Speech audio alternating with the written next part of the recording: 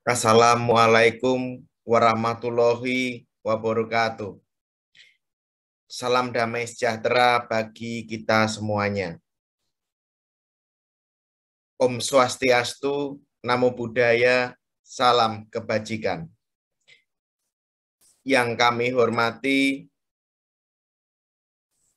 Bapak Ketua Yayasan IPPIJ, Profesor Dr. Aris Setianto Nugroho, beserta jajarannya, Bapak Rektor Universitas Trilogi, Profesor Mudrajat Kuncoro PhD beserta jajarannya, Bapak Dekan Fakultas Sains Teknik dan Desain, Bapak Yodviandra PhD beserta jajarannya, Bapak Kaprodi Teknik Informatika, Insinyur Yadara Puluh MKOM beserta jajarannya, dan yang kami banggakan para mahasiswa dan calon mahasiswa Universitas Trilogi beserta seluruh hadirin di sini. Pertama, kami mengaturkan ucapan syukur kehadirat Tuhan Yang Maha Esa atas berkat dan kasih-Nya sehingga kita bisa menyelenggarakan seminar dengan tema Future Preparation on IT Skill. Kemudian sebelum kita mulai, perkenalkan saya Sylvester dan Handi Permana untuk memandu acara ini dan menjadi moderator untuk acara ini.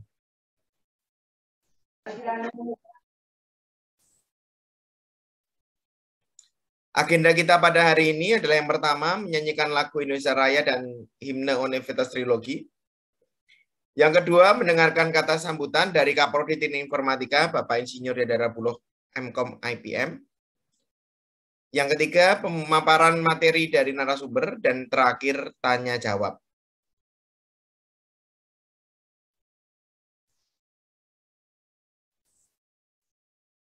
Baik, selanjutnya kita akan melihat peraturan dalam webinar kita pada hari ini. Yang pertama, para peserta wajib mematikan suara atau mute selama webinar berlangsung. Yang kedua, peserta webinar dapat menuliskan pertanyaan pada kolom chat saat selesai pemaparan dari narasumber.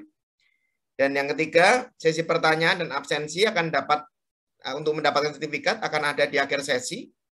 Dan yang keempat, akan dipilih 2 pertanyaan terbaik dari peserta webinar yang akan mendapatkan souvenir berupa buku IT Nowadays.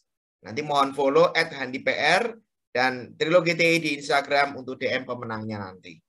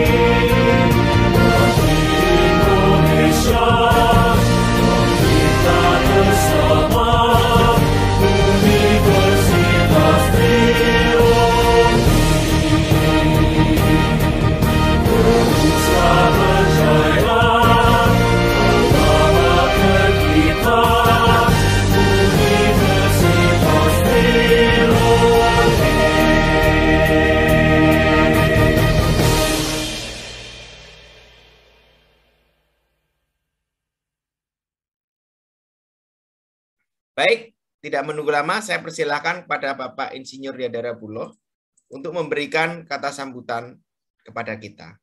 Silakan Bapak. Baik, terima kasih.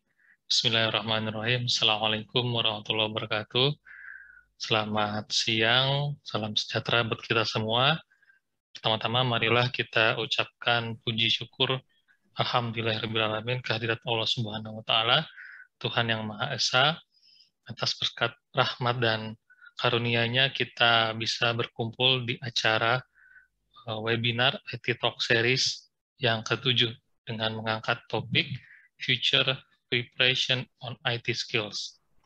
Alhamdulillah, saat ini kita telah bergabung dengan dua narasumber yang akan nanti banyak bercerita tentang bagaimana menyiapkan skill ya untuk menghadapi dunia industri, khususnya di bidang IT. Yang saat ini akan menjadi narasumber di webinar kita, ada Mas Egy Hermawan, beliau adalah back-end developer dari Spotme Finance, dan yang kedua ada Mas Fatur Prayuda, selaku back-end developer PT PAM Financial Technology. Acara ini adalah serangkaian daripada kegiatan program studi teknik informatika yang akan kita selenggarakan sampai pada bulan Juli tahun 2022. Dan saat ini acara IT Talk Series dari program studi TI merupakan bagian daripada kegiatan Dies Natalis Universitas Trilogi. Saya selaku Kaprodi Teknik Informatika juga menginformasikan bahwa saat ini program studi TI telah terakreditasi B baik sekali dan menduduki peringkat 1 daripada 13 program studi di Universitas Trilogi berdasarkan SINTA, Science Index Teknologi, yang diterbitkan oleh Kemendikbud-Dikti. Saya berharap dalam webinar ini nanti akan banyak insight ya dan knowledge yang bisa diberikan oleh para narasumber, dan tentunya kepada para peserta juga bisa nanti menggali ya informasi ya, mengajukan pertanyaan sehingga nanti menjadi bekal untuk berkarir di dunia IT. Akhir kalam saya ucapkan selamat mengikuti acara ini. Semoga acara ini menjadi bekal untuk kita semua dalam kita mengembangkan pengetahuan di bidang IT. Terima kasih, saya kembalikan kepada moderator. Assalamualaikum warahmatullahi wabarakatuh. Selamat siang.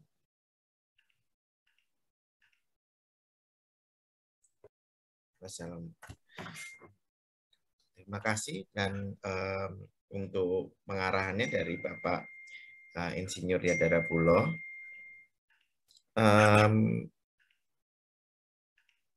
Selanjutnya kita langsung saja untuk mendengar pemaparan dari narasumber, yaitu yang pertama Saudara Egy Hermawan. Sebelumnya saya akan bacakan dulu. Saya akan bacakan dulu untuk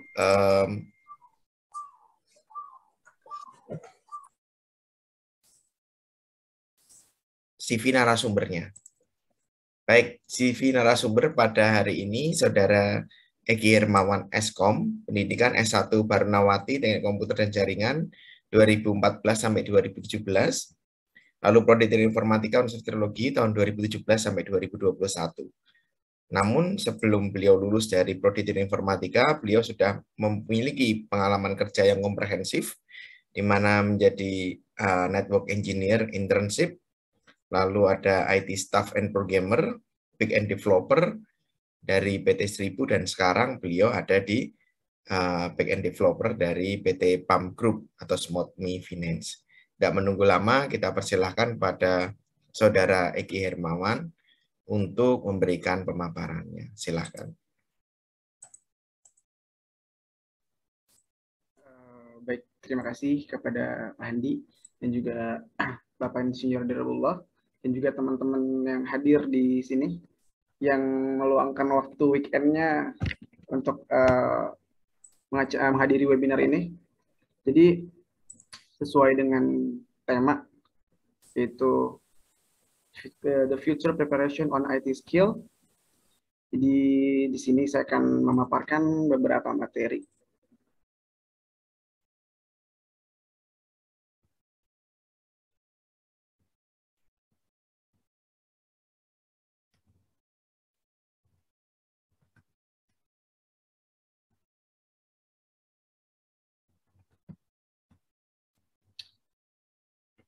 Di sini nama saya Egi Hermawan, seperti yang dijelaskan oleh narasumber Bapak Profesor Handi.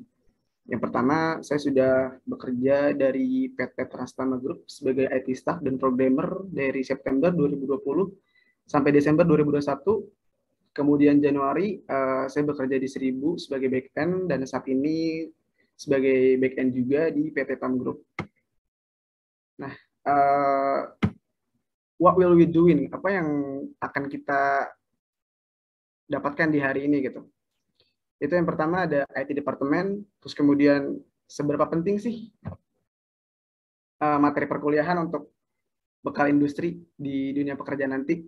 Terus jobs-nya apa aja sih di dunia IT gitu? Terus yang terakhir ada the future preparation on IT skill. Kiat-kiat apa aja yang harus kita persiapkan buat migrasi ke industri? Yang pertama itu adalah, is it IT worth it for us? IT itu worth it nggak sih sebenarnya buat kita, buat anak-anak muda yang jenjang karirnya di IT? Buat anak-anak muda yang mau masuk kuliah, bingung mau ngambil jurusan apa gitu. Jadi, worth it nggak sih IT itu? Yang pertama, kita bisa cari di Glassdoor, mungkin ini adalah satu website yang menyediakan lowongan pekerjaan dan juga informasi beberapa job desk dari pekerjaan tertentu. Misal di sini kita cari programmer. Nah, di sini ada salary programmer di Jakarta. Nah, di sini range antara sekitar 4 juta, 6 juta sampai dengan 25 juta. Nah, mungkin kalau perusahaan yang background-nya bukan IT, biasanya cenderung akan lebih rendah menghargai programmer dibanding perusahaan yang emang background-nya IT. Mungkin kalau misalkan untuk fresh graduate, ketika terjun di dunia IT yang culture company-nya itu base-nya teknologi, maka akan dihargai sekitar kurang lebih salary 6 juta. Oleh karena itu, dan juga di era sekarang, teknologi itu udah berkembang pesat, jadi sangat worth it kalau menurut saya di dalam dunia IT itu pengembangan jauhnya. Kemudian jobs di IT itu ada apa aja sih mengenai jobs di IT? Nah, yang pertama di sini itu ada IT infrastructure dengan IT application. Nah, dari IT infrastructure ini yang pertama itu ada helpdesk. Nah, helpdesk itu seperti apa sih job deskripsinya gitu. Jadi yang pertama dari helpdesk ini misalkan kita seorang helpdesk sama dengan IT support lah. Jadi misalnya kita seorang staff IT di satu company dan di mana kita hanya mensupport kebutuhan dari orang-orang yang bekerja di perusahaan tersebut. Misalkan ada internet error. Nah, kita sebagai helpdesk atau IT support, kita harus segera menangani troubleshooting itu gitu.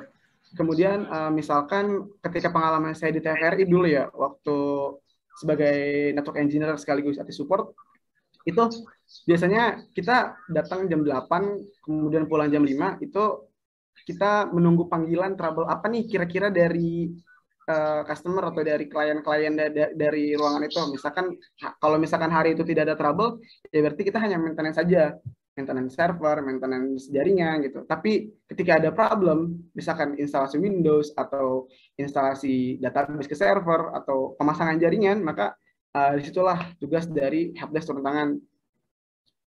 Kemudian di sini ada namanya application. Nah, jadi yang pertama itu ada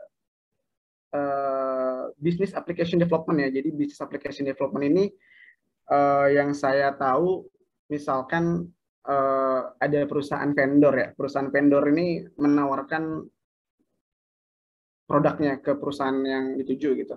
Nah, nanti si business application development ini akan mempromosikan kegunaan dari produk-produknya itu.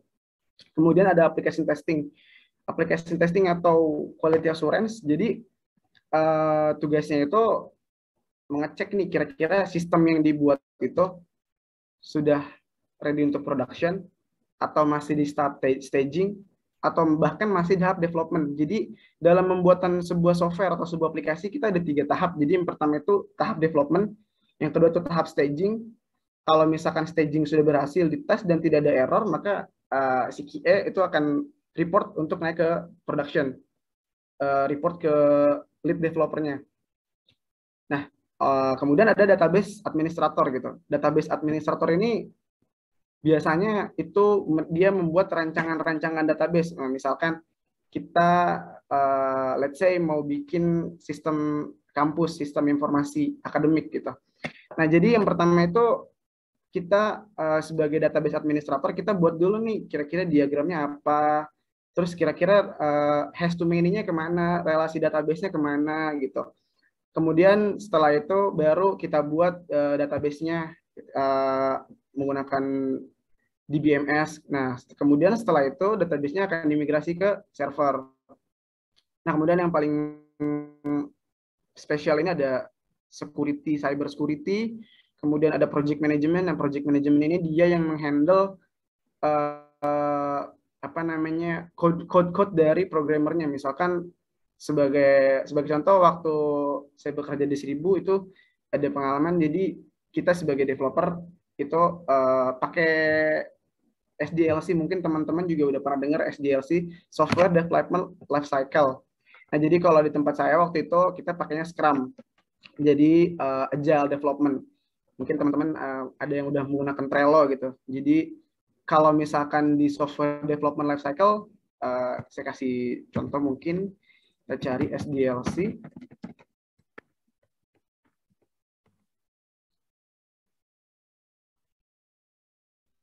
Nah, mungkin teman-teman udah sering familiar lah dengan gambar ini kan. Jadi kita pertama kalau misalkan SDLC, kita requirement, kemudian design, development, testing, maintenance. Misalkan contoh lah, apa namanya, ini bisa kita implementasikan ke skripsi kita. Oke, kita mau lulus di bulan apa? Kita mau lulus di bulan September. Nah, berarti Januari kita harus requirement dulu nih. Apa aja yang mau di requirement? Analisis kah? Kemudian bab satunya kah? Gitu. Nah, kemudian yang kedua ada desain. Desain itu kayak skemanya, kemudian database seperti apa, UI UX-nya bagaimana. Dan yang ketiga di development. Nah, di development ini biasanya kita para coder tuh udah mulai bereaksi tuh, kita mau buat apa dan sebagaimana. Kemudian baru masuk ke QA. Nah, kalau di tempat saya itu pakainya Scrum. Scrum itu maaf, Scrum Development.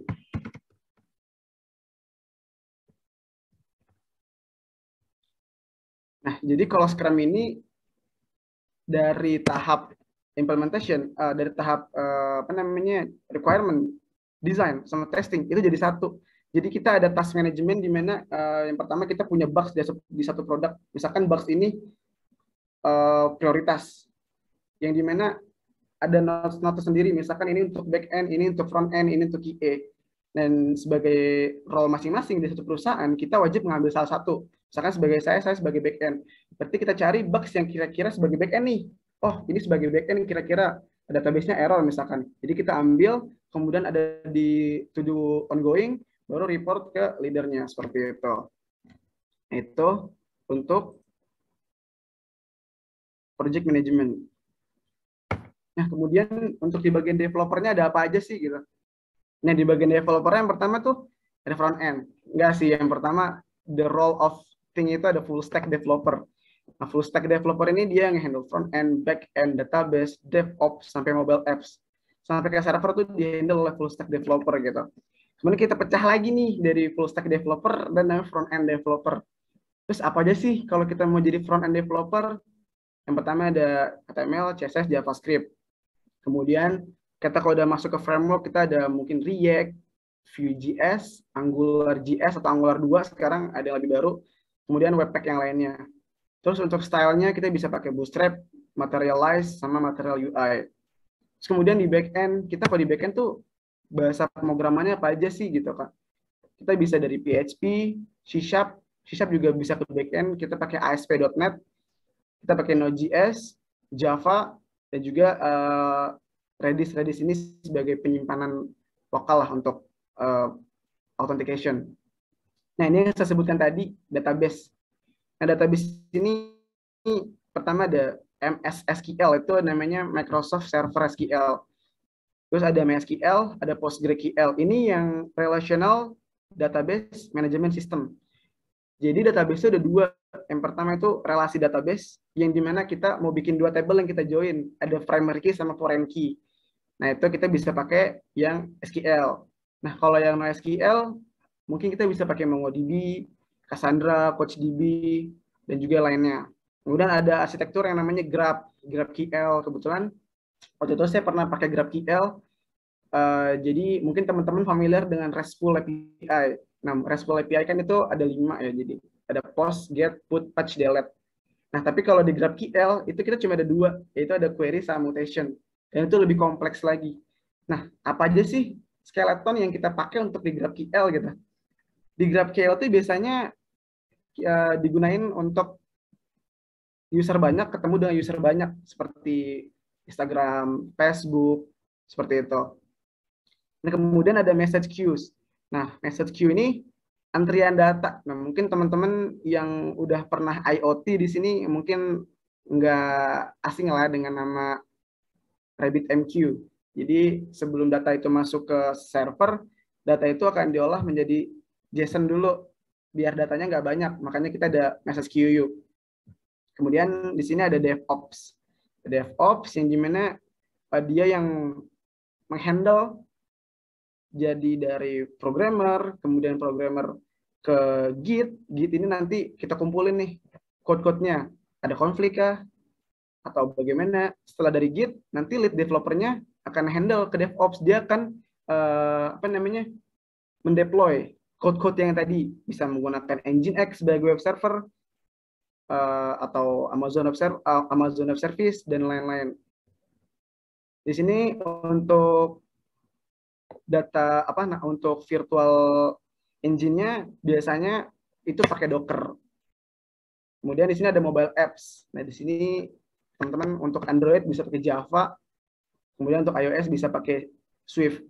Dan mungkin sekarang Android dan juga iOS itu udah bisa di-combine gitu. Jadi ada namanya Flutter. Mungkin teman-teman lebih tahu lah Flutter itu bagaimana dan juga habitnya seperti apa. Nah, lebih jelasnya, misalkan teman-teman pengen jadi front end nih. Nah, kita bisa tahu nih.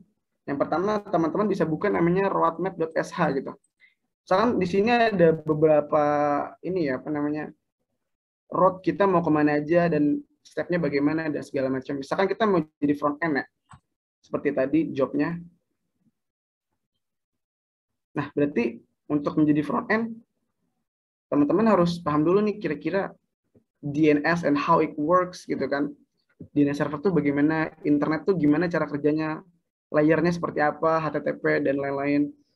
Kemudian baru masuk ke HTML basic, kayak nanti teman-teman bikin learn the basic, bikin semantic HTML, form validation, terus juga teman-teman bikin hal-hal simpel kayak SEO basic.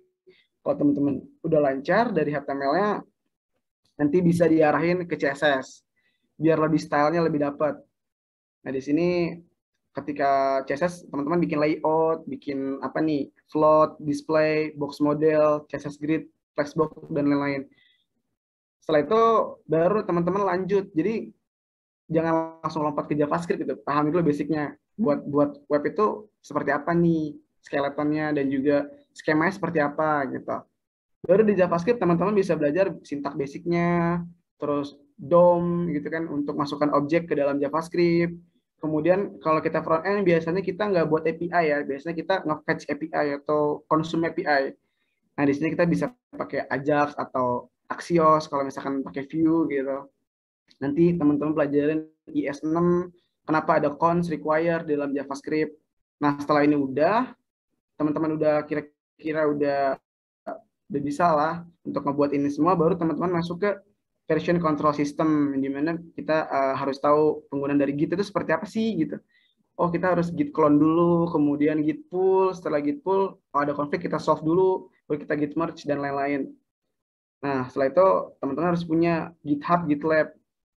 Kalau di kantor saya kebetulan pakai GitLab untuk pengumpulan code-nya. Nah dan sisanya belajar package management kayak NPM, terus dan lain sebagainya. Dan di sini ada tulisannya yaitu keep learning. Nah, artinya apa? Artinya sebagai programmer kita mau umur di berapapun kita bakal keep learning dengan teknologi baru gitu.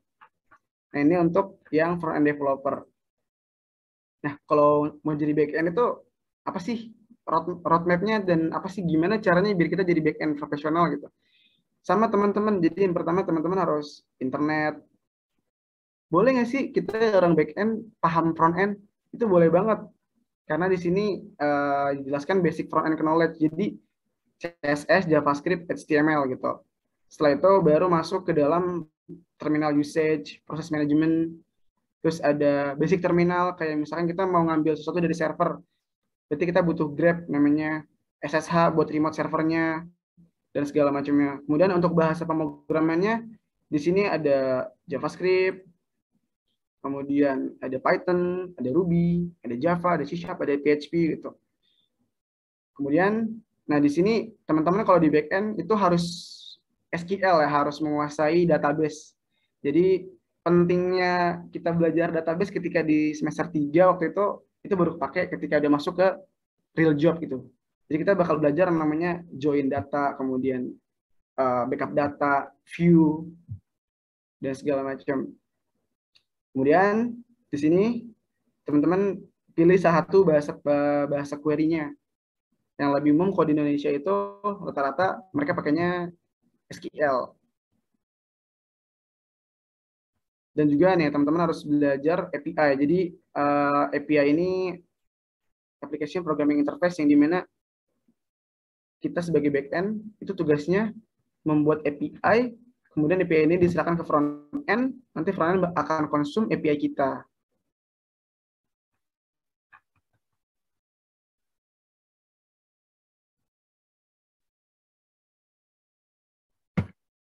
Nah, terus the future preparation on IT skill. Maksudnya apa nih? Future itu berarti apa yang harus kita persiapkan untuk skill kita di IT buat di lingkungan kerja nanti. Nah, ini mungkin teman-teman udah familiar dengan gambar ini. Terus apa sih hubungannya gambar ini dengan the future preparation on IT skill gitu? Nah, mungkin teman-teman bisa tahu lah di sini mungkin kita yang player Mobile Legends, kita dari awal sampai dengan Mythic Glory itu susahnya luar biasa. Nah, dari sini kalau dari saya pribadi, saya menganggap diri saya ini adalah sebuah player dalam permainan game gitu. Ketika saya berada di level warrior, itu saya harus upgrade skill dulu, belajar dulu, kemudian jatuh dulu, kemudian berhasil, baru naik lagi ke elite, kemudian naik lagi, persiapkan segala macam, preparationnya apa yang dibutuhkan, jatuh lagi, kemudian naik lagi. Nggak mungkin kita namanya di IT itu mulus. IT itu penuh dengan struggle. Tapi gimana caranya struggle ini kita bisa lewatin gitu. Dengan cara apa? Dengan cara belajar dari kesalahan.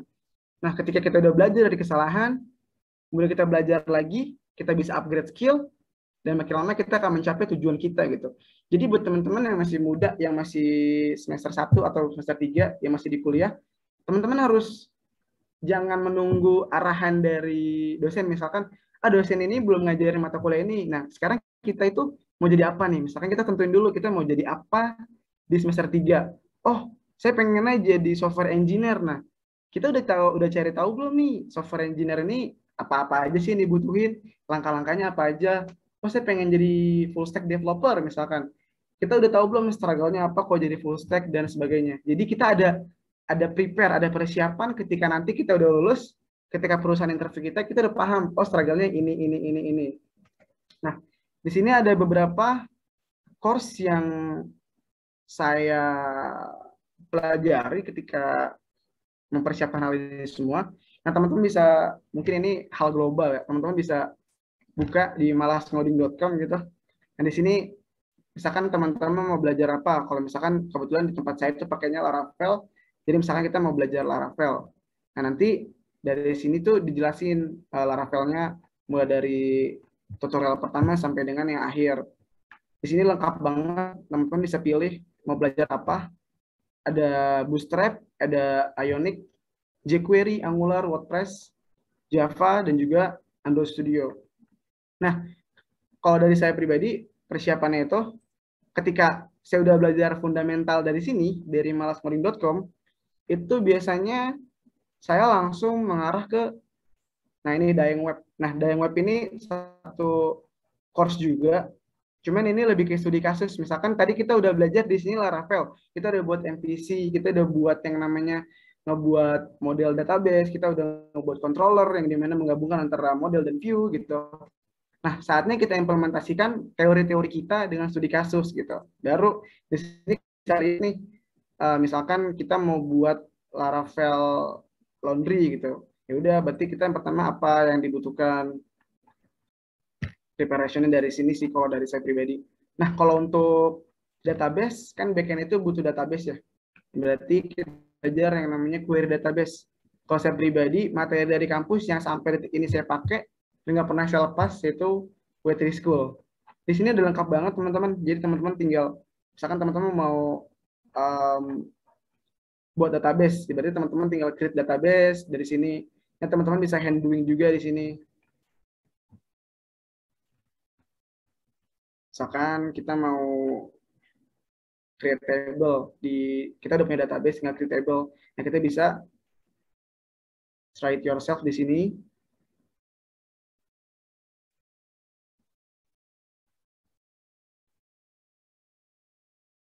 Jadi udah ada sintaksnya, kemungkinan seperti itu.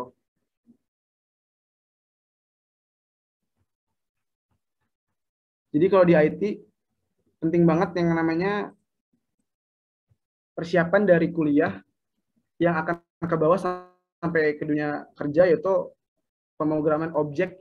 Itu saya dapatkan waktu semester 4. Itu benar-benar kepake banget sampai saat ini gitu. Mulai dari dokumentasi, terus pembuatan objek bagaimana, dan segala macam.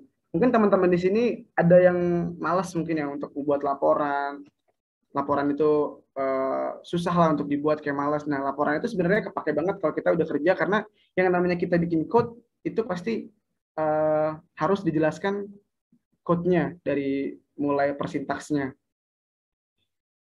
Nah, teman-teman, mungkin kalau dari saya sudah cukup sampai di sini dari preparation-nya. Mungkin ada yang bisa ditanyakan nanti di akhir. Kalau begitu, saya kembalikan kepada Bapak Moderator, Bapak Sylvester Dian Handi Permana. Terima kasih. Baik, terima kasih Saudara Eki Hermawan sudah memberikan presentasi yang bagus sekali untuk kita dengar bersama-sama. Sekarang saya undang ke hadapan kita semuanya untuk Saudara Muhammad Fatur gitu ya. Baik. Oke, Mas Muhammad Fatur sudah ada di tempat. Saya akan bacakan dulu CV-nya. Baik, ini narasumber kita yang kedua namanya Muhammad Fatur Prayuda Eskom. Beliau lulusan SMA N25 Jakarta, lalu SMA PGRI 2 Denpasar. Dan lulusan juga S1 di Prodi Teknik Informatika Universitas Trilogi. Lulus pada tahun 2021. Namun sebelum 2021 beliau itu sudah punya pengalaman kerja gitu ya. Sudah bekerja sebelumnya gitu. Yang pertama ada di PT Teknologi Pundi Kreatif Juni 2020 sampai Februari 2021. Dilanjutkan dari PT Inet Global Indo dari Februari 2021 hingga Mei 2021. Lalu sekarang berada di PT PAM Finansial Teknologi dari November 2021. Tidak menunggu lama lagi, saya persilahkan kepada Saudara Muhammad Fatur untuk memberikan pemaparannya. Silahkan. Baik, terima kasih banyak untuk perkenalannya Pak Handi. Baik, teman-teman, sebelumnya izinkan saya untuk menampilkan presentasi saya.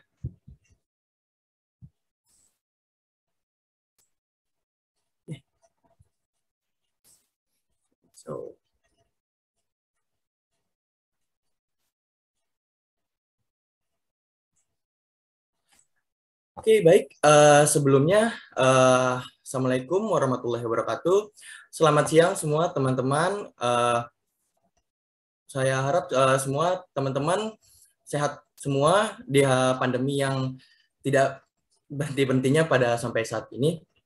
Pada kesempatan kali ini, saya diundang sebagai narasumber untuk menjelaskan apa aja sih yang kita harus persiapkan untuk di masa depan dalam mempersiapkan kemampuan kita di bidang IT. Nah, kalau misalnya kita membahas tentang persiapan ini, sebenarnya yang kita harus pahami itu nggak banyak ya. Mungkin untuk penjelasan lebih singkatnya, lebih jelasnya lagi sih bisa nanti akan saya jelaskan di slide-slide berikutnya. Baik, sebelum kita memulai persentase tentang persiapan ini, izinkan saya memperkenalkan kembali diri saya. Nama saya Muhammad Fatur Prayuda, saya biasa dipanggil Fatur. Jadi teman-teman mungkin nanti kalau misalnya bertemu saya di jalan atau di kampus atau di mana gitu, teman-teman bisa langsung say hi gitu biar nggak canggung gitu kan. Jadi ya kita saling menjalin tali silaturahmi lah. Lalu untuk edukasi sendiri, saya berkuliah di Universitas Trilogi di jurusan Teknik Informatika angkatan 2017 dan alhamdulillah kemarin saya sudah lulus tepatnya pada tanggal 12 Agustus 2021. Dan untuk saat ini pengalaman bekerja saya sedang bekerja sebagai back-end developer di sebuah perusahaan fintech dengan model peer-to-peer, yaitu perusahaan PT PAM Financial Teknologi. Kebetulan perusahaan saya sama perusahaan Mas Egi itu kita satu kantor, hanya saja kita beda grup, kita seperti itu. Jadi kadang kita suka diskusi bareng gitu kalau di dalam satu kantor. Baik, mungkin itu aja sih yang saya ingin perkenalkan untuk diri saya. Jadi untuk saat ini kita akan langsung masuk ke materi. Baik, sesuai dengan temanya, persiapan apa sih yang harus kita siapkan gitu kan untuk kemampuan IT di masa yang akan datang gitu. Nah, sebelum kita berpikir untuk masa yang akan datang gitu kan, kita harus siapkan dulu nih yang sekarang tuh gimana sih gitu. Maka dari itu sesuai dengan slide pertama saya yaitu kuliah versus industri IT gitu. Nah, industri IT maksudnya ini dunia pekerjaan di bidang IT ya, teman-teman. Apa sih perbedaannya gitu? Maksudnya apa yang bisa kita bedakan gitu? Apakah dari segi persiapannya kah atau bagaimana kita menanggapinya kan seperti itu kan.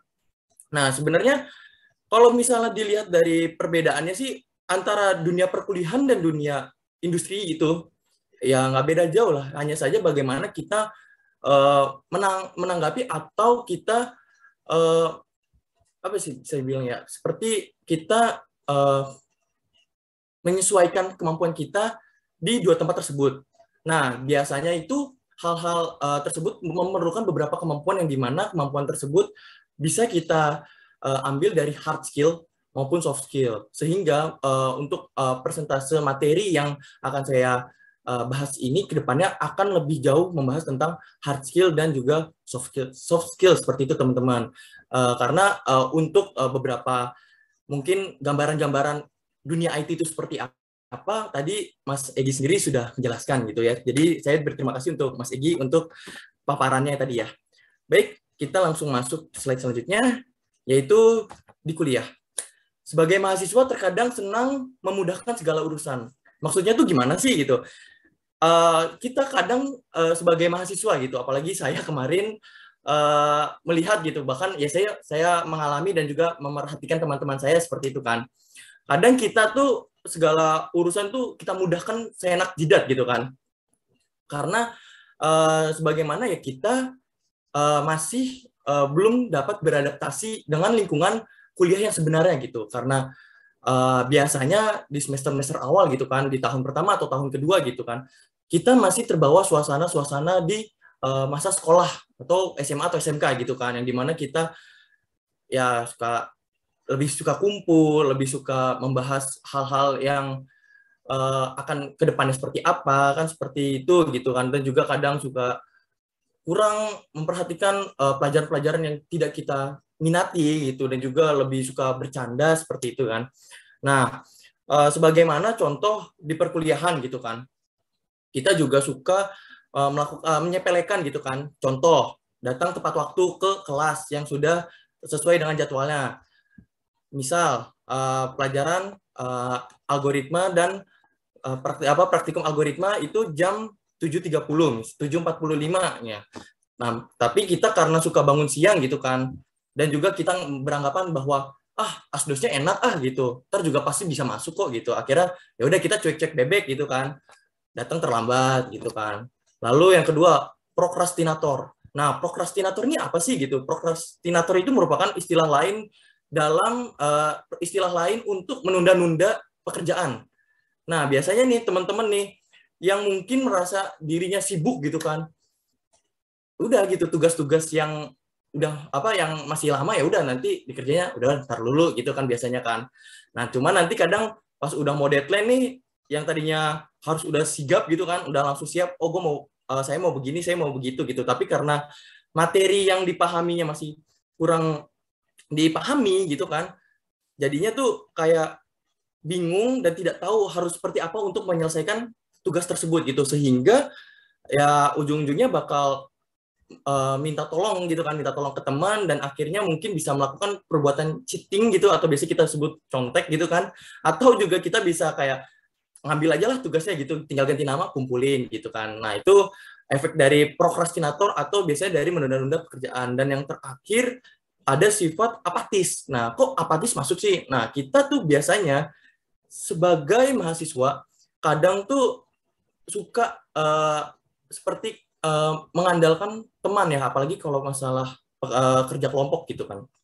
Nah, ketika kita melakukan suatu tugas kelompok gitu kan, dalam membuat sebuah project sebagai contoh gitu, kadang ya kita menganggap bahwa tim kita ini sudah mampu, sudah paham tentang tugasnya, jadi kita ya bisa kayak parasit yang dimana kita hanya numpang nama dan nilai. Akhirnya ya kayak ya udahlah, dia udah bisa, ya udah gue nggak usah ngapa-ngapain, ntar juga tinggal ngomong di presentasi, seperti itu contohnya. Nah, itu adalah beberapa sifat-sifat atau kebiasaan yang mungkin banyak dialami mahasiswa gitu ketika di perkuliahan. Nah, apa sih yang terjadi jika sifat-sifat ini terus kita manjakan untuk kedepannya gitu? Nah, di dunia pekerjaan atau industri IT gitu, kita karena berhubungan dengan IT ya saat ini, jika hal ini berlanjut sampai ke dunia pekerjaan gitu, akan menimbulkan beberapa permasalahan. Yang dimana pertama, jika kita sering datang terlambat, itu akan menimbulkan, jika kita di dunia pekerjaan, ya kita otomatis akan dianggap sebagai orang yang tidak disiplin waktu. Pertama itu. Dan juga kita mungkin akan selalu ditegur oleh atasan kita. Bahkan kalau misalnya kita selalu beranggapan remeh gitu, ya kita akan mungkin diberikan sebuah surat peringatan atau SP gitu dari HR gitu kan.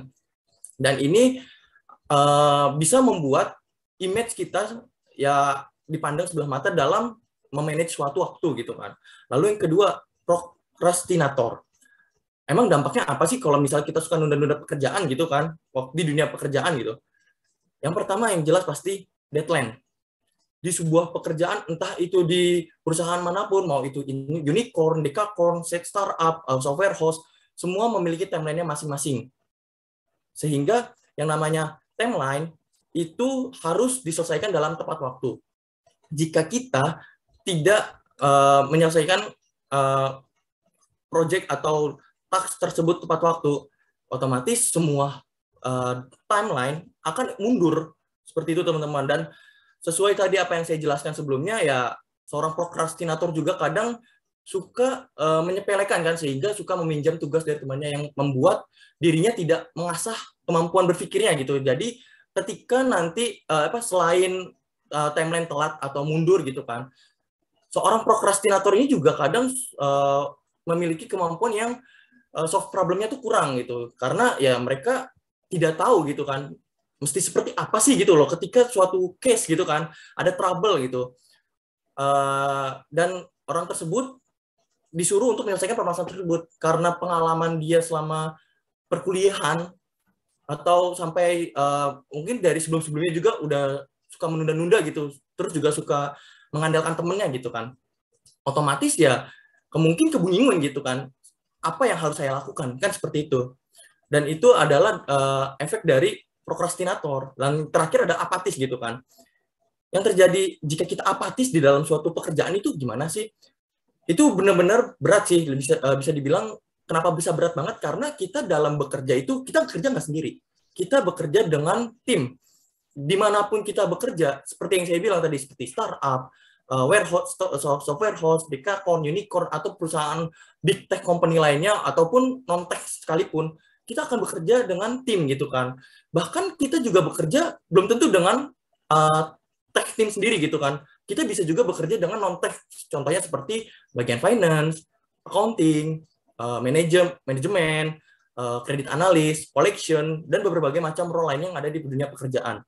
Jadi sifat apatis ini jika kita akan biarkan, ya kita bisa menimbulkan sebuah keretakan dalam suatu organisasi gitu, dan akan menimbulkan beberapa perpecahan ya, seperti miskomunikasi kayak gitu.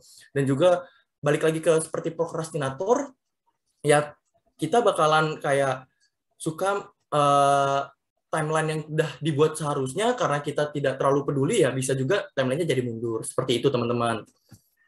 Nah lalu bagaimana solusinya kalau misalnya sudah seperti itu? Ya, solusinya adalah menghilangkan sifat-sifat seperti itu gitu teman-teman. Dengan menghilangkan beberapa sifat-sifat yang aku sebutin tadi, mungkin itu beberapa ya. Sebenarnya masih banyak lagi sifat-sifat yang udah harus dirubah ya untuk kita persiapkan di dunia industri IT atau dunia pekerjaan gitu. Namun beberapanya itu yang tadi aku sebutin gitu. Jadi kita harus hilangkan itu, yang dimana sifat-sifat tersebut membuat diri kita itu nggak berkembang gitu kan. Jadi ya teman-teman sih di sini harus punya planning gitu ya. Harus sudah sudah mempersiapkan gitu kan untuk mengasah kemampuannya gitu. Nah sekarang apakah presentasinya sampai sini aja teman-teman? Oh enggak kok teman-teman, ini aku masih ada beberapa lagi tahapan untuk mengasah kemampuan teman-teman lagi gitu kan. Yang dimana sesuai tadi yang aku bilang, di sini aku akan lebih menjelaskan bagaimana mempersiapkan kemampuan dari hard skill maupun soft skills itu sendiri gitu. Nah jadi di awal kita akan berkenalan dulu nih, hard skill dan soft skill. Mungkin teman-teman sekalian udah ada yang udah tahu lah ya tentang hard skill dan soft skill. Jadi di sini mungkin aku cuman mengingatkan kembali lah tentang hard skill dan soft skill, dan betapa pentingnya sih hard skill dan soft skill itu gitu. Nah, aku di sini ngambil sumber yang udah aku cantumin. Jadi secara singkat teman-teman, ya sebentar. Nah, hard skill itu secara singkat itu adalah kemampuan dengan spesifik yang biasanya berhubungan dengan bidang pekerjaan yang hendak dilamar gitu. Nah, biasanya tuh hard skill itu adalah kemampuan-kemampuan yang lebih cenderung untuk diasah melalui kompetensi atau hal-hal yang berbau intelektual. Ya, sebagaimana contohnya hard skill di bidang IT adalah kemampuan kemampuan-kemampuan yang berhubungan dengan job desk IT. Sebagai contoh, kita ingin bekerja sebagai front end, ya kan, yang tadi dijelaskan oleh Mas Egi.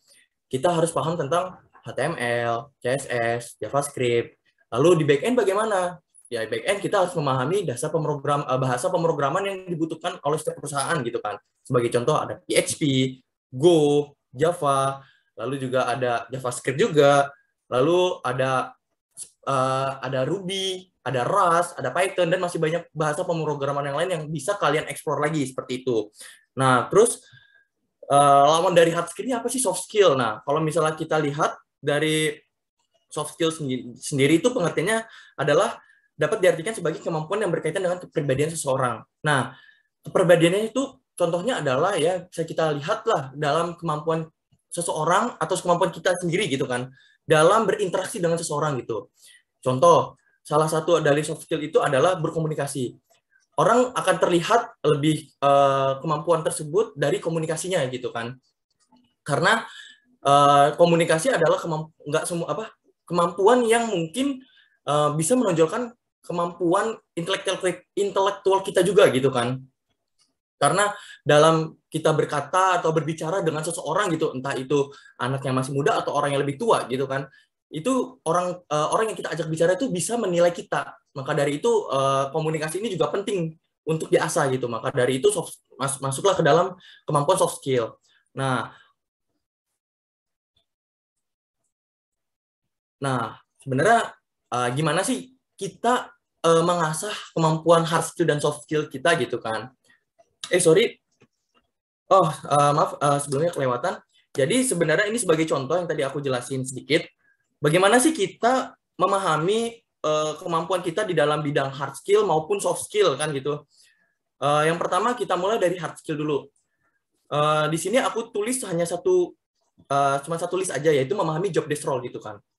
Sesuai dengan pemahaman yang tadi aku jelaskan, hard skill itu adalah kemampuan yang menjelaskan tentang hal-hal yang berbau intelektual atau kemampuan dalam bidang pekerjaan kita gitu, sehingga dalam kita memahami job desk role yang kita inginkan gitu, kita jadi bisa tahu untuk apa tools atau apa sih yang harus saya kuasai untuk bekerja di dalam suatu bidang seperti itu. Sebagaimana contoh, saya sebagai back-end developer, lalu pertanyaannya, bagaimana saya harus menjadi back-end developer?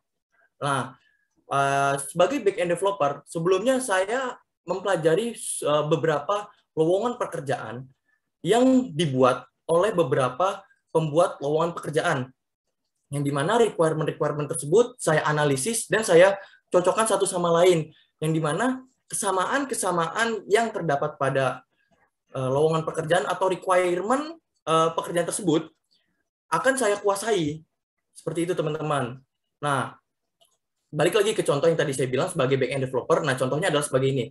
Misal, di PT A membutuhkan seorang back-end developer yang memiliki pengalaman 1 tahun di bidang back-end developer, lalu menguasai PHP, yang dimana memiliki kemampuan framework Laravel atau CI3, lalu menguasai RDBMS, minimal MySQL, lalu memahami tentang RESTful API, sebagai contoh seperti itu. Nah, dari keempat requirement tersebut, teman-teman bisa menganalisis tentang kemampuan teman-teman terhadap pekerjaan tersebut. Jika teman-teman merasa requirement tersebut tidak sesuai dengan kemampuan teman-teman, teman-teman bisa mencari role sesuai dengan minat teman-teman sendiri. Jadi, dari kemampuan hard skill ini, teman-teman sudah setidaknya mempersiapkan kemampuan untuk bekerja di perusahaan yang teman-teman tuju, seperti itu, dengan mempelajari requirement tersebut. Lalu untuk soft skill gitu. Nah, soft skills ini sebenarnya ada banyak sekali kemampuan yang memang harus diasah. Contoh yang pertama adalah kepemimpinan, kedua komunikasi yang tadi saya sebutkan atau jelaskan, lalu penyelesaian masalah atau problem solving, lalu ada kerjasama tim, dan yang sisanya adalah lain-lainnya lagi. Dan kenapa kemampuan ini juga sangat penting sih? Karena sedikit penjelasan aja, dari aku jelasin 4 aja yang menurut aku utama ya. Pertama itu adalah kepemimpinan. Dalam suatu tim atau suatu project gitu kan, entah itu di dunia perkuliahan ataupun di dunia pekerjaan gitu kan, kepemimpinan itu tetap wajib kita kuasai. Kenapa? Karena ketika kita mengalami suatu permasalahan, seorang pemimpin itu sudah harus siap untuk mengatasi permasalahan tersebut dengan solusi-solusi yang mungkin sesuai dengan permasalahan tersebut, tanpa harus pemimpin tersebut atau yang tim lead tersebut merasa menuduh atau bisa dibilang menganggap timnya ini lemah gitu. Itu sebenarnya bukan kemampuan kepemimpinan ya. Yang ada seorang pemimpin itu harus tetap menyokong timnya, entah itu mau anggotanya ataupun dari divisi lain. Ya kita harus tetap solid dan juga harus menyelesaikan proyek yang sudah ditetapkan. Lalu komunikasi udah aku jelaskan sebelumnya, yang dimana komunikasi itu tetap penting gitu untuk menjelaskan task-task atau mungkin pekerjaan-pekerjaan yang harus diselesaikan gitu. Lalu penyelesaian permasalahan atau problem solving ini juga penting banget. Selain pemimpin atau tim lead sendiri yang memiliki kemampuan penyelesaian permasalahan, kita sebagai anggota tim, kita juga harus memiliki problem solving yang kuat gitu kan, analytic thinking yang kuat gitu. Kenapa? Karena ketika kita sedang melakukan suatu pekerjaan, contoh sebagai coders gitu kan, tadi Mas Egy sebutkan, kita sedang membuat suatu service atau produk atau sebuah function gitu kan. Nah, kita harus berpikir gitu kan, bagaimana kita menulis sebuah code gitu yang efisien dan juga tidak memakan banyak ruang. Seperti itu teman-teman. Nah, itu juga berpengaruh gitu, karena kalau misalnya memang kita di kuliah kita ngoding kayak udahlah cuma buat tugas gitu kan, ntar nilai selesai. Sedangkan kalau di dunia pekerjaan suatu code itu juga memiliki sebuah akurasi waktu gitu. Itu mempengaruhi gitu. Karena kalau seandainya kita membuat sebuah code yang berulang, itu akan memakan banyak waktu untuk memprosesnya. Maaf sebelumnya. Lalu yang terakhir adalah kerja sama tim.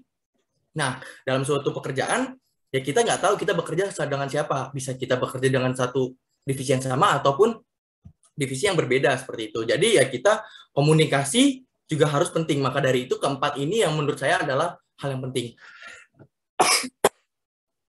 Lalu bagaimana kita untuk mengasah hard skill dan soft skill kita sih gitu. Nah, untuk mengasah soft skill, kita bisa mengikuti sebuah organisasi yang ada di kampus maupun di luar kampus gitu teman-teman. Kalau menurut teman-teman, dengan mengikuti organisasi tersebut, teman-teman bisa mengasah kemampuan teman-teman yang tadi aku sebutin gitu, untuk mengasah kemampuan kepemimpinan, komunikasi, kerjasama tim, dan juga problem solving. Dan teman-teman ikut aja gitu. Lalu kolaborasi. Kalau seandainya teman-teman punya teman di luar kampus gitu kan, dan teman tersebut, temannya teman itu mengajak suatu kerjasama gitu, untuk membuat suatu tim untuk tugas kah, atau untuk lomba, atau juga bisa sebagai project gitu kan. Teman-teman ikut aja, itu juga bisa ngasah teman gitu, mengasah kemampuan teman gitu. Lalu yang terakhir sosialisasi gitu. Sosialisasi juga mempengaruhi, karena tanpa sosialisasi ya kita tidak bisa berkolaborasi dan juga tidak berorganisasi. Seperti itu teman-teman. Nah, dan yang terakhir adalah mengasah kemampuan hard skill. Nah, kalau kita untuk mengasah hard skill itu sebenarnya ada banyak cara ya teman-teman. Yang pertama itu teman-teman bisa mengajak pelatihan gitu kan, bisa mengikuti pelatihan.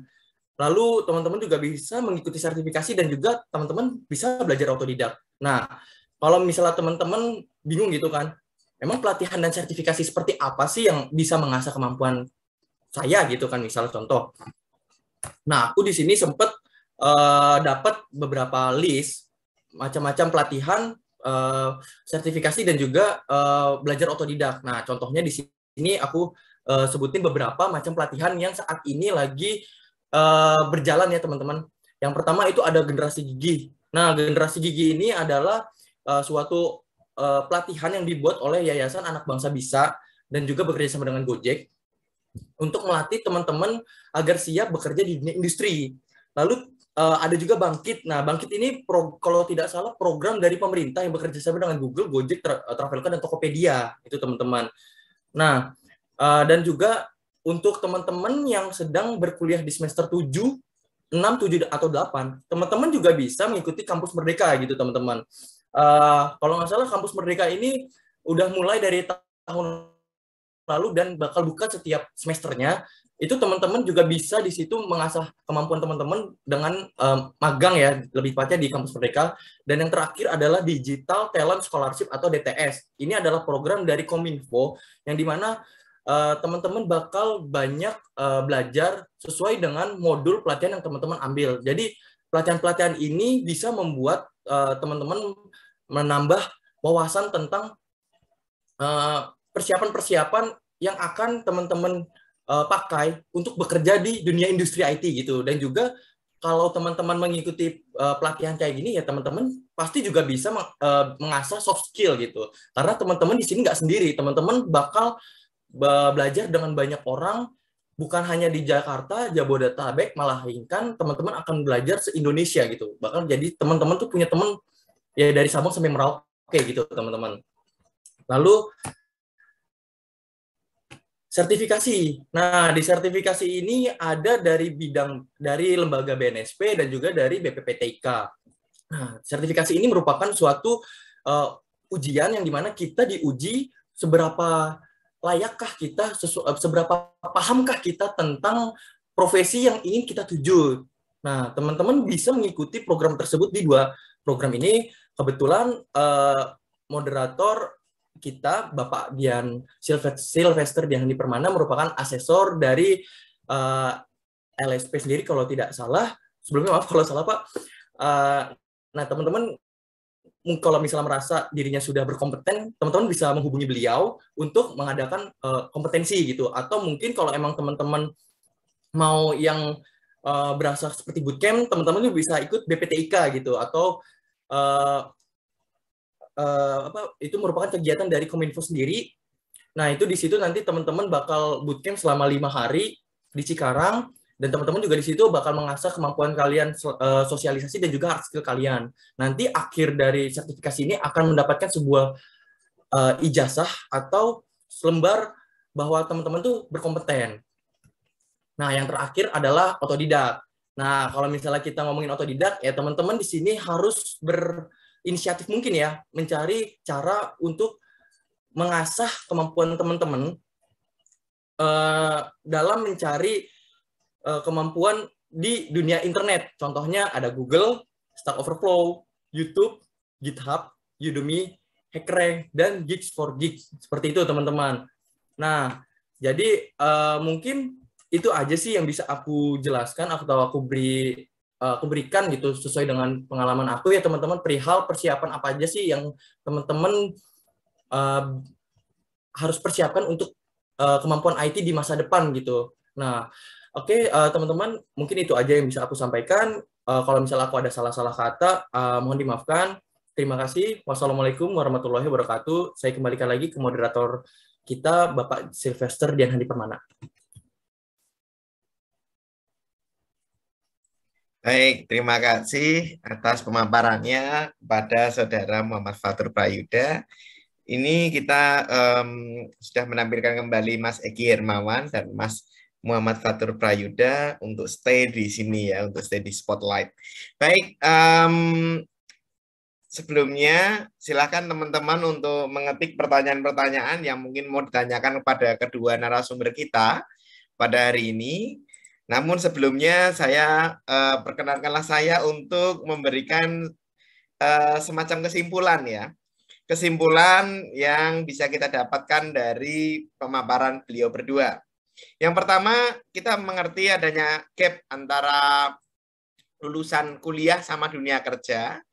Lalu gap ini membuat para pengguna tenaga kerja atau manajer atau perusahaan kayak enggan gitu ya, dan berhati-hati sekali untuk memilih tenaga kerja. Yang mengakibatkan lulusan sarjana S1 banyak yang menganggur karena nggak diterima di kerja di mana-mana, soalnya ya belum ada banyak skill atau apapun ya, nggak banyak setelah kuliah. Namun di Universitas Trilogi, di program studi teknik informatika itu, kita sedang mempersiapkan masa depan nih untuk teman-teman semuanya untuk melatih skill-skill termasuk dengan sertifikasi gitu ya. Maka di Universitas Trilogi, khususnya program studi teknik informatika, program unggulan kami, yaitu ada yang namanya sertifikasi gitu ya. Sertifikasi tadi yang dituturkan oleh Mas Fatur itu sangat benar, bahwa itu sangat penting untuk mencari kerja nantinya. Dan di Universitas Trilogi ini sertifikasi semacam itu sudah ada dan itu bisa digunakan untuk di dunia kerja. Nah, silakan join to us untuk bergabung di Universitas Trilogi dalam program studi unggulan S1 Teknik Informatika. Baik, kita lanjut pertanyaan-pertanyaan dari para peserta yang sudah hadir di sini. Pertanyaan yang pertama. Nah, ini. Menurut Kakak, ini singkat saja. Menurut Kakak paling masalah kesulitan yang pernah dihadapi apa? Masalah kesulitan belajar yang pernah dihadapi oleh kakak-kakak sendiri itu apa? Bisa jawab singkat oleh Mas Fatur dan Mas Egy, monggo. Mungkin kalau dari saya, Pak Handi, masalah kesulitan belajar yang pernah dihadapi yaitu yang pertama adalah konsistensinya. Kenapa saya bilang konsistensi? Yang pertama, teknologi ini udah luas. Terus yang kedua, bahasa pemrograman udah banyak. Misalkan kita yang pertama belajar fundamental algoritma struktur data pakai bahasa C. Kemudian ada bahasa pemrograman banyak, kita pindah ke A, ke B, ke C, ke D, akhirnya kita nggak konsisten nih di bahasa pemrograman itu. Dan akhirnya itu pengaruh juga ujung-ujungnya kemana? Ke dunia pekerjaan. Ketika kita disuruh buat modul A, kita cuma tahu penggunaan bahasanya, alias bisa dibilang tutorial trap lah. Jadi karena kita udah kebiasaan ngelihat A, B, C, D, E, F, G tanpa punya basic fundamental algoritma yang kuat, bisa dibilang nggak istiqomah dalam belajarnya, ya maka ujung-ujungnya kita nggak bisa problem solving sendiri. Jadi kalau menurut saya, fokusin dulu satu bahasa, dari mulai algoritma, struktur datanya, object orientednya, sampai dengan buat framework, terus kita buat project sendiri pakai bahasa itu. Kalau misalkan udah bisa, baru kita boleh pindah ke bahasa yang lain. Menurut saya itu sih kesulitannya adalah tidak konsistensi. Terima kasih Pak Handi. Oke, terima kasih Mas Egy. Sebenarnya itu ya benar yang dibilang sama Mas Egy. Terus cuman yang lebih utama lagi sebenarnya adalah niat sih. Kalau misalnya kita gak niat, mau kayak apapun juga kita pasti akan kesulitan belajar gitu kan. Karena kita bakal setengah-setengah untuk menangkap ilmu tersebut gitu. Nah, jadi yang pertama itu adalah niat.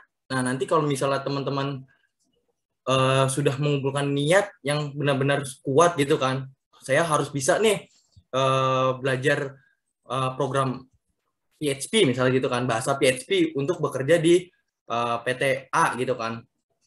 Nah, nanti teman-teman tinggal learning by doing aja sih. Contoh sebagaimana misal teman-teman sudah belajar terlebih dahulu mengenai algoritma gitu kan. Nah, dari belajar algoritma ya teman-teman udah kuat algoritmanya, ya teman-teman tinggal implementasi bahasa PHP ke algoritma yang dibutuhkan. Kayak gitu sih kalau dari saya, Pak. Baik, terima kasih. Dia teman-teman ya. Oke, baik. Pertanyaan yang kedua. Halo Kak, saya Randy dari SMK 1 Barunawati. Saya mau tanya, apakah skill di bidang IT bisa dikombin dengan ilmu-ilmu multimedia? Dan untuk prodinya yang relate dengan hal tersebut apa, Kak? Nah, silahkan. Oke, baik Pandi, saya izin jawab. Sebelumnya, halo Randy, ya kita satu alma mater ya, dari 1 Barunawati. Nah, ini pertanyaannya, skill di bidang IT bisa dikombin nggak dengan ilmu-ilmu multimedia? Sebenarnya nih, kan kalau kita di SMK ya, itu ada TKJ, ada multimedia, dan sebagainya. Sebenarnya pecahan-pecahan dari TKJ, multimedia, itu pecahan dari program studi teknik informatika. Jadi, mata kuliah yang ada di program studi teknik informatika, itu dipecah kemudian menjadi jurusan dari sekolah menengah kejuruan. Misalkan, saya waktu itu di Barunawati ngambil jurusan komputer jaringan. Nah, ketika saya lulus dari Barunawati, saya punya tujuan, wah kira-kira nih saya harus jadi ahli networking lah, ahli jaringan yang gimana relasi dengan SMK Barunawati itu ada TKJ-nya. Nah, pas saya masuk di TI, ternyata kan ada mata kuliah komputer jaringan, yang dimana mata kuliah ini itu pelajaran yang kita waktu SMK. Terus juga ada pelajaran multimedia, yang dimana itu menjadi satu jurusan di sekolah menengah kejuruan. Nah, jadi itu sangat bisa untuk di-combine. Nah, misalkan nih, kita mau buat game. Nah, mungkin game ini kan kita ada yang namanya Unity. Nah, Unity ini kan itu dari multimedia ya, untuk membuat objek 3 dimensi dan sebagainya. Nah, gimana caranya kita nggak combine antara objek dengan objek bergerak begitu? Artinya kan kita mengcombine antara coding dengan multimedia. Nah, kalau untuk prodi yang relate, menurut saya pribadi itu teknik informatika. Karena teknik informatika ini kita benar-benar belajar dari awal, yang dimana kita fundamental algoritma, kemudian setelah algoritma kita masuk ke struktur data. Jadi nggak langsung kita naik kemana-mana, tapi dari basic gitu. Ya algoritma, kita udah belajar algoritma, oh kita buat kopi pakai flowchart, buat Indomie pakai flowchart dan sebagainya. Tahu dulu basicnya, ketika tahu basic, baru kita naik ke struktur data. Oh, bagaimana sih kita namanya controlling data? Oh, bagaimana sih kita namanya message queue data? Oh, antrian data seperti ini. Nah, setelah itu, mungkin untuk semester 2 teman-teman akan kebingungan, kok kita kalau di awal-awal pelajari cuma hitam putih doang yang muncul objek konsol gitu. Nah, itu kita basicnya, jadi ibaratnya kita harus kuat dulu fundamentalnya, baru kita bisa kemana-mana. Lanjut, kita akan belajar yang namanya database. Nah, dari database ini baru kita bisa ke web development, ke multimedia yang tadi saya bilang, ke VR atau ke AR, bahkan ke game development. Jadi dari Randy, kalau dari saran saya untuk jenjang karirnya, prodinya itu informatika sih. Mungkin seperti itu Pak Handi, terima kasih. Oke, baik. Terima kasih Mas Egi. Sekarang Mas Fatur bagaimana? Sama kan? Oh, kalau dari saya, Pak, menurut saya sih gini, Pak. Perihal combine ilmu gitu di bidang IT maupun multimedia. Kalau menurut saya multimedia itu termasuk bidang IT ya, teman-teman gitu. Karena kita pun di dunia bisa dibilang apa ya? Kita ketika membuat suatu produk gitu kan, itu kan tadi kayak kepecah tuh yang tadi Mas Egi sebutkan ya, role-nya ada front end, ada back end ya kan, ada DevOps, ada mobile gitu, ada DBA gitu. Nah, untuk multimedia ini biasanya kalau misalnya di suatu produk kebanyakan sih di bidang desain ya, desain entah itu mau desain animasi di dunia game atau kalau misalnya di dunia web atau mobile dia masuknya ke dunia mockup atau wireframe ya teman-teman ya. Dan itu memang pasti bakal di-combine sih, karena kita sebagai back-end sendiri memiliki kemampuan yang dimana analisa kita untuk desain sendiri kurang gitu. Beda sama orang-orang yang paham tentang multimedia atau front-end gitu kan. Sehingga memang pasti kita membutuhkan kombinasi tersebut, yang dimana kita sebagai back-end hanya memberikan sebuah service untuk front-end, dan front-end nanti yang akan mengimplementasikan mockup atau wireframe yang dibuat oleh tim desain atau ilmu-ilmu multimedia tersebut. Lalu untuk prodinya sendiri yang relate dengan hal tersebut apa? Kalau untuk prodi sendiri yang pasti yang tadi Mas Egi bilang juga itu yaitu teknik informatika gitu kan. Itu emang udah relate banget gitu. Tapi untuk lebih dalamnya lagi ya teman-teman bisa untuk belajar sendiri seperti itu. Seperti itu Pak Handi. Terima kasih. Baik, terima kasih atas pemaparannya. Memang betul sekali untuk ilmu-ilmu multimedia ini jelas kita mempunyai semacam rumpun keilmuan di program studi teknik informatika. Jadi nanti konsentrasi studi itu bisa dengan teknologi multimedia atau immersive technology, nanti dibimbing oleh Pak Budi dan Pak Ade, dan kita di sana akan membahas bukan hanya multimedia, nanti kita akan membahas sampai metaverse. Nah, kita kan sekarang kan dunia metaverse itu lagi booming-boomingnya. Nah, ini kita akan dibahas. Jadi program studi yang tepat adalah program studi teknik informatika. Baik, pertanyaan berikutnya dari peserta, pertanyaan kita yang ketiga. Saya Yasvi Jodi Septian dari Prodi Teknik Informatika Metodologi. Nah, ini ada angkatan ya. Mohon izin untuk bertanya, apa itu desain pattern dan apakah big end developer diwajibkan untuk menggunakannya? Mungkin bisa jawab dengan singkat, silahkan. Izinkan saya menjawab terlebih dahulu, Pak. Baik, Mas Yasvi Jody Septian. Sebenarnya desain pattern itu apa sih gitu? Kalau misalnya kita bahas tentang desain pattern itu, yaitu sebuah pola ya. Contohnya kan udah jelas kan pattern itu kan pola. Desain itu ya tampilan gitu kan. Berarti kan pola tampilan yang dimana pattern ini yang akan kita sesuaikan dengan bukan kemampuan coding, tapi lebih tepatnya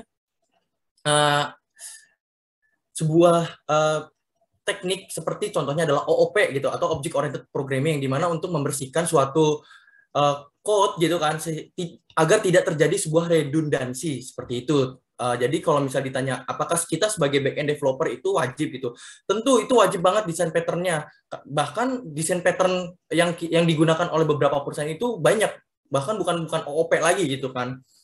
Kalau misalnya kita udah main ke Laravel itu ada yang namanya service provider, itu patternnya. Terus ada juga clean pattern. Kalau misalnya pattern di Go itu ada juga patternnya, cuma aku lupa apa gitu namanya. Jadi ya teman-teman juga harus mempelajari tentang desain pattern seperti itu. Itu dari saya, Pak Handi. Terima kasih. Mungkin Mas Egy bisa melanjutkan. Baik, saya menambahkan dari Fatur. Jadi penting banget nih backend developer tuh pakai desain pattern. Yang pertama itu buat menghindari yang namanya bentrok code gitu. Terus juga menghindari yang namanya rescheduling skema. Misalkan kita buat skema dari awal untuk buat tampilan login. Ternyata pas didesain ini nggak cocok nih, nggak cocok untuk dimasukin login. Nah, setelah itu didesain ulang, kemudian implementasi ulang, baru kita buat lagi rancangannya, buat lagi kelasnya. Setelah itu eksekusi menggunakan code. Mungkin pertambahannya dari saya seperti itu, Pak Hendi. Oke, baik. Terima kasih banyak. Nah, ini desain pattern itu akan dipelajari di mata kuliah pemrograman berorientasi objek. Kebetulan saya yang mengajar. Jadi teman-teman tunggu dulu, sabar. Nanti kita akan belajar bersama-sama desain pattern. Betul ya, Mas Egy sama Mas Fatur ya? Betul, Pak. Betul, Pak. Berarti berguna ya. Jadi yang kita Betul, ini Pak. ya, yang kita pelajari di kampus sangat berguna ya untuk dunia kerja, betul ya? Betul, Pak. Sangat, Pak. Sangat berguna. Sangat berguna. Oke, sip. Terima kasih.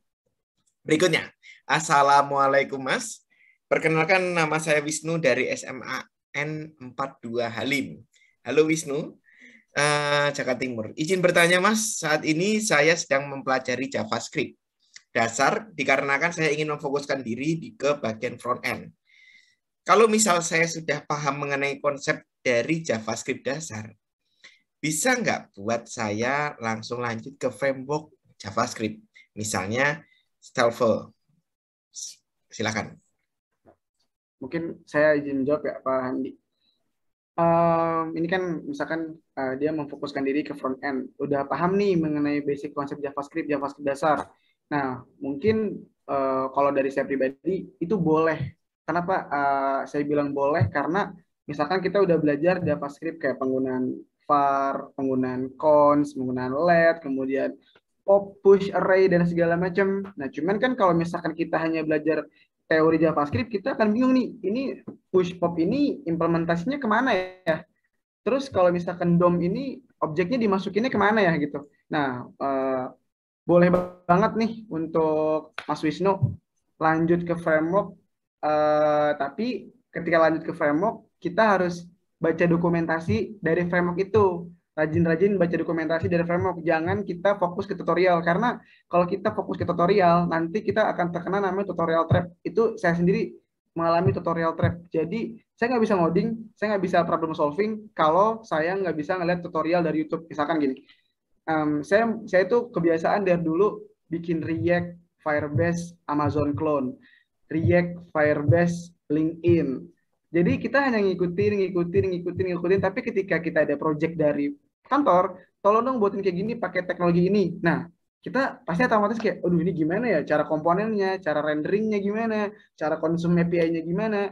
Nah, jadi buat Mas Wisnu, mungkin semangat buat belajar JavaScript-nya, terus icip-icip ke framework itu boleh. Boleh banget. Terima kasih Pak Handi. Baik, terima kasih Mas Egy dan Mas Fatur. Berikutnya, pertanyaan berikutnya, saya Denhas Effendi. Kak izin bertanya, sebagai mahasiswa yang aktif kuliah, bagaimana cara kita bisa mendapatkan pengalaman kerja dan sedangkan kita sedang proses belajar. Nah, bagaimana cara mengimbangi waktunya? Dan di era pandemi ini bagaimana cara kita mengeksplor kemampuan. Jadi kan tadi kan teman-teman sudah bekerja nih sebelum lulus. Nah, itu gimana ceritanya kayak gitu itu. Silahkan, bisa dijawab duluan siapa? Monggo. Mungkin gantian ya Mas Sigi. Sekarang mungkin aku mau menjawab nih untuk Mas Denhas Effendi. Kebetulan aku juga mahasiswa aktif, aku juga mahasiswa reguler. Nah, gimana sih kita dapetin pengalaman kerja sedangkan kita lagi dalam proses belajar. Nah, gini teman-teman, kalau menurut aku ya, kita belajar itu nggak mesti di kampus ya. Kita bisa belajar dari mana aja, entah itu dari seminar, webinar, habis itu tutorial YouTube, ataupun ikut pelatihan-pelatihan. Nah, makanya tadi aku sempat mention kan, bagaimana sih kita untuk mengasah hard skill kita gitu. Karena kan untuk pengalaman ini kan lebih ke hard skill ya. Karena kalau ada suatu case ya, itu bagaimana kita untuk menyelesaikannya gitu kan, sesuai dengan kebutuhannya. Jadi teman-teman atau Mas Denhas ini bisa mengikuti pelatihan-pelatihan. Kalau misalnya kalian buka di LinkedIn, itu kadang banyak informasi perihal pelatihan-pelatihan itu, atau mungkin dari Instagram tuh, itu juga banyak nge-share tentang informasi-informasi pelatihan, apalagi ada bootcamp tuh. Terus juga kalau kemarin pengalaman aku juga, aku sempat izin kemarin 1 minggu, di minggu awal semester 3 kalau nggak salah, semester 4 itu aku izin untuk ngikutin pelatihan di BPPTK, dan aku pergi ke Cikarang dari hari Senin sampai hari Jumat. Nah, di situ aku banyak belajar sih, dari berkenalan dengan orang, terus memahami bagaimana sih mereka bekerja di perusahaan masing-masing, karena di sana bukan hanya mahasiswa, tetapi ada juga beberapa orang yang sudah bekerja gitu. Terus gimana sih cara ngimbangi waktunya? Kalau waktu sih sesuai dengan kebutuhan aja ya, diporsir gitu. Kalau emang kita lagi kuliah, kita fokus kuliah dulu gitu. Sampai emang tasknya udah kelar semua, ya kan ada libur semester atau ada Sabtu Minggu weekend gitu kan, ya kalian bisa belajar gitu. Terus era pandemi saat bagaimana di era pandemi saat ini bagaimana cara kita dalam mengeksplor kemampuan? Kalau mengeksplor kemampuan sih balik ke peminatan masing-masing ya. Kalau kalian emang dari awal minatnya desain, ya lanjutkan untuk desain. Kalau emang kalian suka yang berbau abstrak, silahkan ke back end atau DevOps, atau mungkin ke DBA, bahkan mungkin ke cyber security gitu kan. Dan mungkin kalau kalian lagi tertarik sama yang lagi booming sekarang kan, entah itu data engineer, cloud engineer, atau system engineer gitu ya, kalian bisa gitu belajar. Kalau kebetulan di kampus kita nih di Trilogi ada juga komunitas namanya DSC atau Developer Student Club, itu organisasi dari Google. Kalian juga bisa gabung ke komunitas tersebut dan kalian bisa belajar tentang bagaimana sih teknologi saat ini dan juga bagaimana cara belajar untuk cloud gitu. Karena beberapa event kita juga suka ngadain pengenalan tentang GCP atau Google Cloud Platform gitu, teman-teman. Dari saya itu aja sih, Pak Handi. Baik, terima kasih. Berikutnya adalah pertanyaan terakhir. Nah, pertanyaan terakhir kita yaitu struggle apa saja yang bisa terjadi di dunia pekerjaan dan sekiranya apa yang harus dipersiapkan dalam menghadapi struggle tersebut. Nah, gimana Mas Egi? Mas Egi dulu deh. Oke Pak, kebetulan saya juga baru keluar dari struggle itu.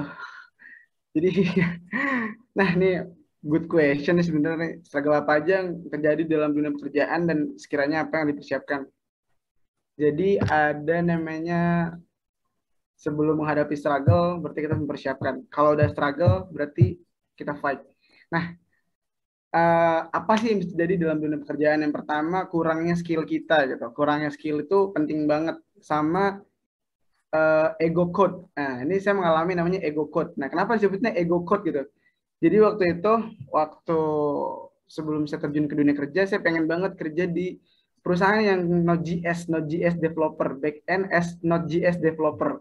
Saya tinggalin tuh kayak basic-basic PHP, C#, C, saya tinggalin. Saya rasa saya benar-benar belajar di Node.js sampai dapatlah saya di satu perusahaan yang emang dia pakai Node.js. Dan itu struggle banget yang dimana ketika saya begitu masuk perusahaan itu, saya nge-clone dari repository, saya nggak tahu nih per function-nya aja saya nggak bisa baca. Per function, jangankan per function, per sintaksnya saya nggak bisa baca. Akhirnya ini struggle banget, ini benar-benar struggle banget. Akhirnya saya bisa dibilang ekstra waktu ya. Jadi setelah pulang kerja, saya belajar nih fundamental dari awal, terus akhirnya coba lagi tapi gagal, coba lagi tapi gagal. Gagal di usia muda itu nggak apa-apa ya, apalagi kita masih muda, umur masih 20, fail tuh nggak apa-apa. Bahkan Steve Jobs itu pernah gagal berkali-kali gitu kan. Dan gimana caranya biar ngadapin struggle itu? Yang pertama, kita tahu dulu kemampuan kita nih, tahu dulu kemampuan kita. Misalkan kalau saya pribadi nih, saya belum siap masuk ke ranah back-end Node.js. Kenapa? Karena saya belum ada pengalaman banyak di back-end yang di Indonesia khususnya lebih global dengan Laravel. Kalau dari saya, langkah pertama yaitu pelajarin dulu struggle-nya, permasalahannya, buat flow. Misalkan contoh, kita buat menu untuk nampilin login lah, authentication menggunakan JWT. Itu kan struggle kita, masalah kita. Nah, perjuangannya di mana? Berarti perjuangannya itu kita harus pahamin dulu konsepnya. Oh, berarti kita butuh ini. Kemudian, oh, berarti kita harus ada namanya Postman buat testing API. Oh, kita pelajari. Jadi dari struggle ini kita bisa dapat pelajaran. Terus kalau misalkan emang teman-teman nggak kuat di struggle itu, ya teman-teman jangan banting setir, tapi apa ya? Kalau dari saya nggak banting setir, saya tetap di ranah programmer, tapi saya change ke apa yang saya bisa. Makanya saya sekarang back-end developer, pakai stack-nya itu di Laravel. Mungkinan seperti itu Pak Handi. Terima kasih.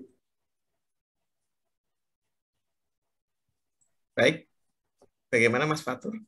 Baik, kalau untuk dari saya sendiri, Pak, struggle di dunia pekerjaan sih, kalau berdasarkan pengalaman saya itu lebih ke pengalaman aja sih, Pak.